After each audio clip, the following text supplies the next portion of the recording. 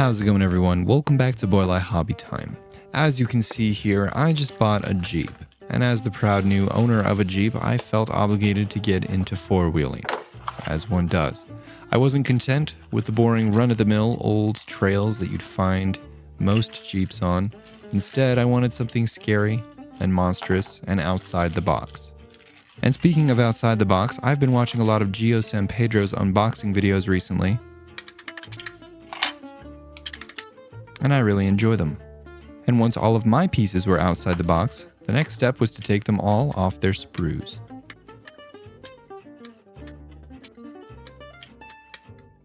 And once they were all removed from the sprues, I organized them on my hobby mat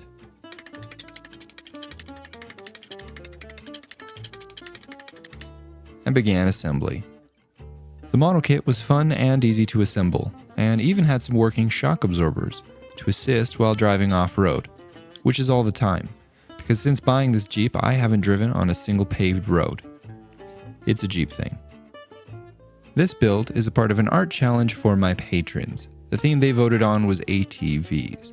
Technically, I don't think a Jeep is considered an ATV. It's more like an MTV, but in this case, I think that counts. And after I was done assembling most of the car, I took it outside and I primed it black.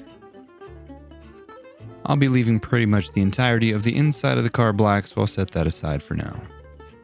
I put the body on a painting stand and I gave it a base coat of brown before going over top of that with a dark red.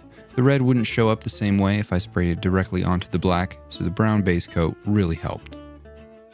I then put the body over top of the rest of the vehicle and I snapped it into position.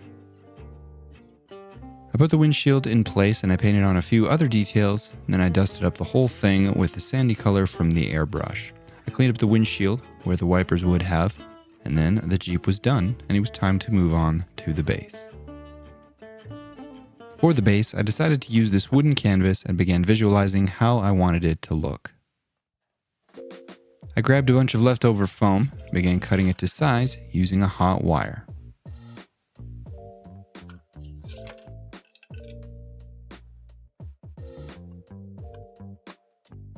After I had some large pieces for the foundation of the terrain, I began stacking up the foam to create a slope.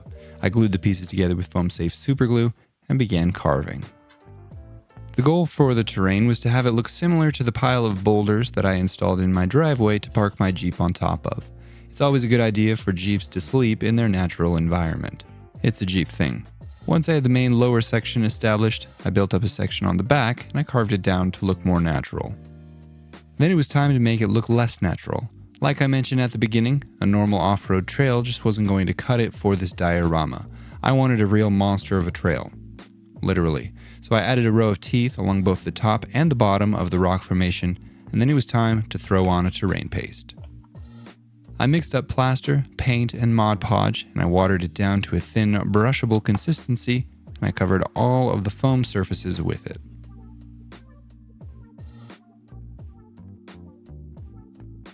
I left that to dry, and once it was dry, I threw on some gloves, and I mixed up some Sculptamold. I'm using this Sculptamold layer to build up what could be referred to as the gums around the protruding rock teeth. Sculptamold is great for this kind of thing and has a nice packed earth look when it's dry.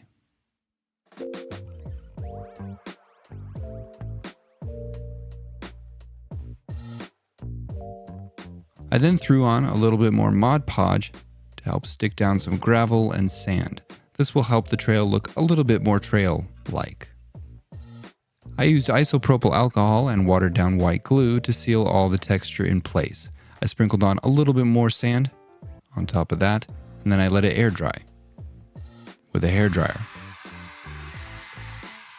After it had actually all air dried, I took it outside and I primed it.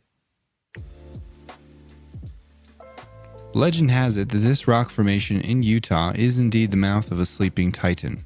There are reports of people disappearing from this section of trail, mysteriously, but no one has ever witnessed it.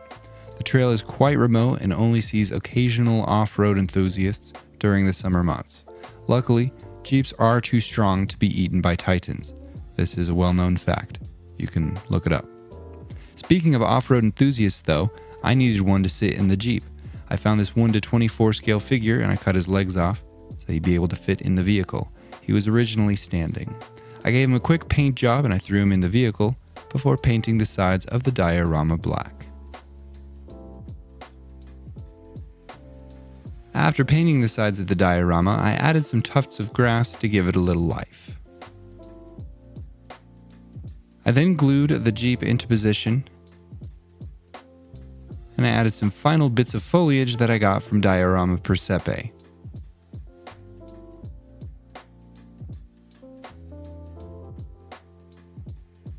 After gluing the last of those little plants into their positions, I called it good.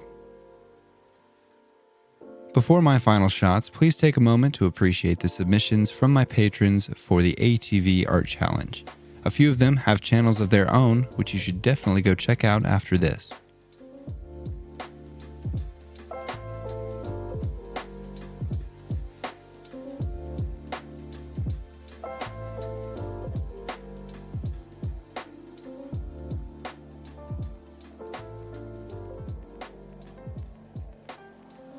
Thank you very much to all of the patrons who participated in this month's art challenge.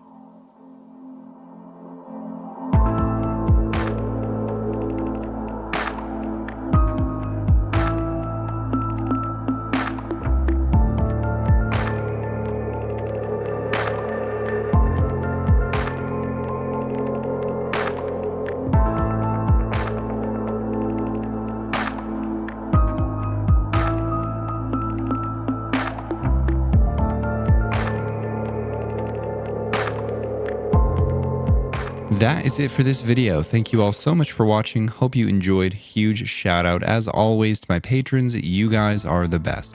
Have an awesome week, everyone. I'll see you next time.